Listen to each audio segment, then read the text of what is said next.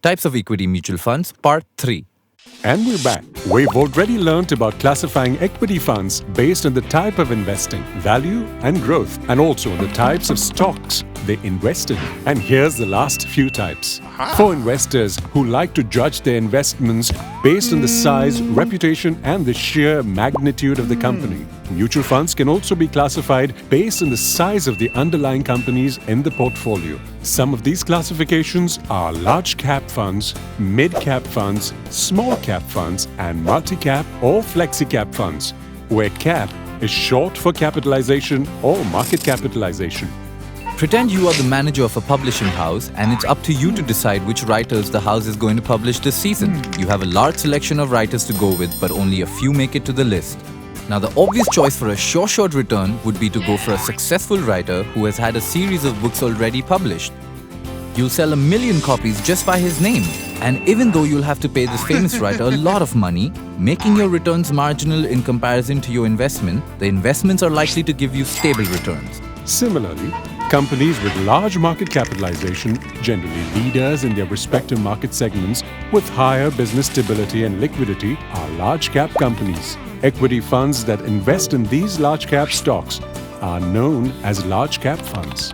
Back to the example. As a smart publisher, you may also want to investigate the writing of a newcomer who seems immensely talented. Now, he may not have the backing of a reputed writer, but remember, he's also not going to cost you as much as a reputed writer. This gives you the opportunity to invest in his writing at a low cost and earn large returns on his publications in case of a hit.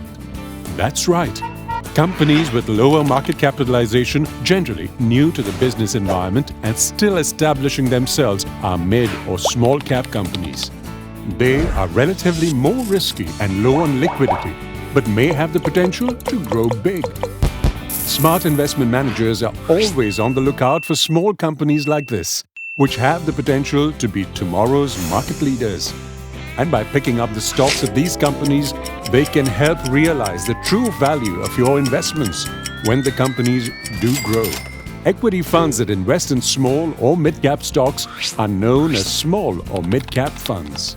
Funds that invest in a combination of the three are called as flexi-cap or multi-cap or all-cap funds that invest across market cap size and have a range of large, mid and small cap stocks in their portfolio.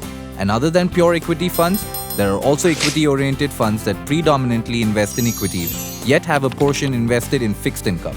These are popularly called balance funds and would invest around 65% in equities and the rest in fixed income.